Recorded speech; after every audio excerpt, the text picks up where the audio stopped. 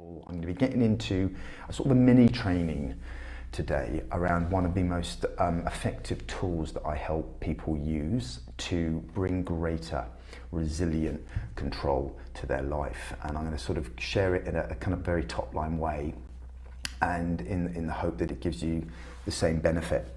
But before I go into that, I just want to get clear about what I mean by control, because it's quite a big term, isn't it?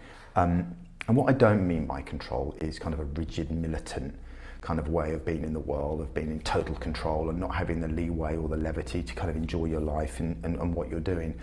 When I talk about control, I'm talking about the distinction between being overly influenced by the input that we receive in life, that's input from our thoughts or input from the outside world, versus being consistently intentional through our output, through our response. So control for me, particularly through the context of resilience, is the ability to consciously choose how we respond emotionally and through our actions to the content of our inner world and our outer world. And the link to the resilience is by able to build that as a capacity, we raise our levels of confidence in terms of being able to go into situations where we feel that we've got the right stability, the right resilience and right balance to be able to respond to that in the right way. That raises our self-esteem, particularly when it comes to setting boundaries. When we're clear about the things that trigger us, we're better at setting boundaries. It gives us access to high levels of energy. You know, when we're eliminating stress and anxiety and fear, and we're raising our capacity for calm, happiness and positivity, those things have a massive effect on our overall levels of physical energy. And finally, inner stability as well. They're kind of developing those deep roots of stability, be able to deal with our kind of a changing environment and inner environment as well. So before I go on, if you're watching this on replay, I'd love to know how this is landing for you. So why don't you let me know on a scale of 1 to 10 in the comments, how developed is your capacity for resilient control? How developed is your capacity for being consistently intentional through how you respond to the things that are going on inside you and the things that are going on outside of you, with 1 being not very controlled at all, with 10 being very, very high levels of control. So just drop that in the comments so we just see kind of where people are at the moment. Right now, I'm at about a 6, and I go between a 6 and a 9 depending on how my week's going. So I use this tool regularly for myself. Like I say that I live my truth as much as I can, and I always kind of teach and coach things that I use in my own life too. So one of the ways of, one of the kind of the deepest, the most powerful ways of developing that kind of that level of resilient control is through a tool that I like to use called an Inner-turbulence Audit. Now that sounds very technical, does it? But just let me explain the background to that. I assume that we've all been flying, and we've all been on a flight where we've hit turbulence. We get that message: buckle up your seat belts, put your tray tables up, we've hit turbulence. And it's a very intense period, because it usually triggers one or a collection of 4 things. We get very scared, we feel very stressed, we get very anxious, and the worst one being all is we kind of feel very powerless, which is one of the lowest emotions, because we're in this kind of like tin can in the sky being shaken around. And what's interesting to me is that in real life, the things that trigger us in real life and trigger those same anxieties are the things that kind of take us out of control. And when we go through whether it's in our job, in relationships, or in our personal life, there are things that cause that same sense of inner turbulence in the day-to-day. And it's usually those moments where we give away our power, we give away control, and then we start to slow down, and things like overwhelm and resistance starts to come up, and that in itself triggers a lot of other negative situations that we don't want. So by running an audit and taking the time to consciously identify the things that trigger us, getting curious, remember interrogation versus curiosity, getting playfully and compassionately curious about those things, like how much we really need them in our lives and why they trigger us, we can begin to do one or all of 3 things. We can release the things that we just don't need. We can resolve the deeper issues as to why we're being triggered by those things. the things that are inside us, the misunderstandings, things that we have perhaps interpreted the wrong way, or we can at least begin to better regulate our response. And when we start to do that, that ladders up to building that deep resources of resilience, kind of raising our confidence, our self-esteem, giving us access to energy as well. So I'm going to take you through an exercise right now. You can grab a pen if you want, and I'm also going to create a worksheet that I'm going to put a link to in probably tomorrow that you can download and do this. This is a DIY exercise, but I've actually been running this with a number of people over the last few weeks as a way of refining it slightly. It is also a very powerful exercise to do with somebody you trust, whether that's your partner, a business partner, or with a coach as well. And I'll share an invitation at the end of this on that note. So to start with, choose one of the three main sources of inner turbulence. So choose from what's happening inside of us, our memories, our experiences, things that we think about that cause us to feel fear, stress, anxiety, or powerless. Our immediate environment, our family, our work, our friends, the things that are kind of directly affecting us, throughout the day, or the wider world. There's so much going on right now. I mean, the sources of inner turbulence coming at us from culture and society and politics and the pandemic are just everywhere. But just choose one for now so that you don't get overwhelmed. And then what you want to do is just write down what causes you regular, uncomfortable levels of one of those four types of inner turbulence. We don't want to get everything out here. This isn't about getting rid of all our resistance. We need resistance. We need moments of discomfort to grow. That's how we grow. That's how we learn. That's how we expand, and that's how we find our truth. What we're looking for here are the things that cause regular levels of discomfort. Okay, so get all those down, whether it's in something inside of you, whether it's in your immediate environment or in the world. I'll take you through an example for me just to show you how this works, right? One of the things that is in my immediate environment that regularly causes me great stress and anxiety is tax. Okay, I don't know if this is landing for you and taxes pisses you off as well, just give me a hell yeah in the comments, right? Tax for me is a major source of stress and anxiety. Every single month and every single quarter, I get very anxious and very stressed about the whole concept of tax. Okay, so that's what I'm going to take into this exercise. Secondly, understand what type of inner turbulence is this thing causing you. Does it create fear? Does it trigger anxiety? Does it trigger stress? Does it trigger a sense of powerlessness? Or does it trigger a whole bunch of those things?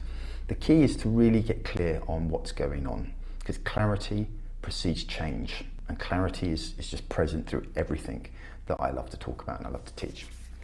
So for me, like I said, tax is about stress and anxiety. Now, the next question is really important, because before we go for any further forward, any deeper into this, ask yourself, is this thing 100% necessary to my life or my work or my business, whatever the context is? Is this thing 100% necessary to my life and business? Now, you'd be amazed at how many people I've done this exercise with by just simply identifying something that causes them regular levels of uncomfortable inner turbulence, by recognizing that actually they're choosing to bring that into their life. They don't actually need it. They can let it go straight away, instantaneously. And the relief and the space and the capacity for calm and all the other positive things to come into place of that is extraordinary. So ask yourself that. Let's eliminate what we don't need, all right? So if you've got 4 or 5 things in your particular bucket right now, just ask yourself, is this absolutely necessary to my life, okay? Now for me, obviously, tax is necessary. It's a part of doing business. It's there, it's not going away. It's a necessary evil, but it's also, I've got the wrong approach to tax. I get it. I think it's somebody once said that the more, if I'm paying lots of tax, it means I'm in the right place and I'm a high level of service, and that's a great sentiment. So I'm working through it. So secondly, what we want to do now is, if that thing isn't 100% necessary in your life, just ask yourself, can you let it go? All right. If you can't, that's absolutely fine. But if you can, let it go. If you can't, keep going. So the next one is to get a deep understanding of what's causing you that inner turbulence. We need to get deep. And the reason we want to do that is so that when we begin to resolve it, and we do the work around trying to release, resolve, or regulate it, we do it at the right level. We want to get to the root cause of what's going on. And for that, I want to use the Sakichi Toyoda technique called the 5 whys. So very, very, very famous, very powerful technique, but very simple. And all you're going to do is just take a set-up sentence. For me, tax causes me stress and anxiety. And then just ask why 5 times to each of the answers that comes up. Okay, so let me talk you through it. So tax causes me anxiety. Why? Because the truth is I don't really understand it. If I'm honest with you, that's why. I don't understand it. Why? Why don't I understand tax? Because I haven't taken the time to learn about tax properly. Why? Because I don't feel it's a good use of my time, and I can pay people to do it. Why don't I think it's a good use of my time? Because I'd rather spend my time actually making the money rather than understand why it's got to go back to the tax. So you just see on that example, I've gone from tax being the main source of the thing that triggers me, but the deep reason is there is still certain beliefs and behavioural things around me prioritising the need to make money, okay, which leads me off to something else that I need to think about. So just getting clarity on that is really, really powerful, okay? So now that you've got that deep clarity on this issue, what it allows you to do is identify whether it's a real or an imagined problem. And this is really important, okay? Because what started out with me with tax, which seems to be on the basis of tax causes me anxiety, that's a real, present, tangible problem. There are people I owe tax money to, there is an authority that manages that, and I've got to pay it. But actually, when I dig deeper into that, the real problem is that I just haven't taken the time, invested the time to understand tax properly, because I've still got a belief that I need to focus all my attention on making money and not managing money. So what started out as a real problem has actually presented itself as just a story in my head, just something that I have to deal with. All right, and that allows me to ask the next question is, now that I know that it's either real, now that I know that it's an imagined problem, it's in my head, am I able just to let that go? Okay, and I encourage you to do the same thing. Now at the moment it's quite a deep-rooted issue for me, so I can't. So the final question in this exercise is, if you can't let it go, what are 3 things that I can do today that will begin to either resolve or regulate my response to the whole stress and anxiety of having to deal with my tax? And obviously the answers are, I'm not going to go into that detail now, but the answers are, I can take the time to actually read about it, I can do a course, I can schedule time in my diary, but all of a sudden, the key is by understanding the deep root of the source of inner turbulence, I've given myself clarity and space to look at options to begin resolving it. And I will go on to begin to resolve that. So let me just go through the steps again. Choose from your inner, your inner environment, your outer environment, or the wider world. Write down all the things that are causing you regular high levels of uncomfortable inner turbulence, fear, stress, anxiety, or a sense of powerlessness. Understand what type of turbulences it's causing, okay? Ask yourself, do you 100% need it in your life? If you don't, can you let it go? If you can't, do the 5 whys to get to the root cause of why that turbulence exists in your life, and spend a lot of time doing that. You'll know when you've got to the root cause, because it will probably hurt a little bit and it'll be an insight. Once you've got that deep clarity, identify it as a real or imaginary problem, and then ask yourself at that level, can I let it go? And if you can't, just ask yourself, what 3 things can I do today to begin to resolve or better regulate my response to that source of fear, stress, anxiety, or powerlessness? And that's it. And if you really take the time to do this and you're committed to this, you'll very quickly start to build that capacity for consciously choosing how you respond to both the emotional, to the input coming from your inner world and the outer world, and respond how you want to choose. And that's really what sits at the core of resilient control.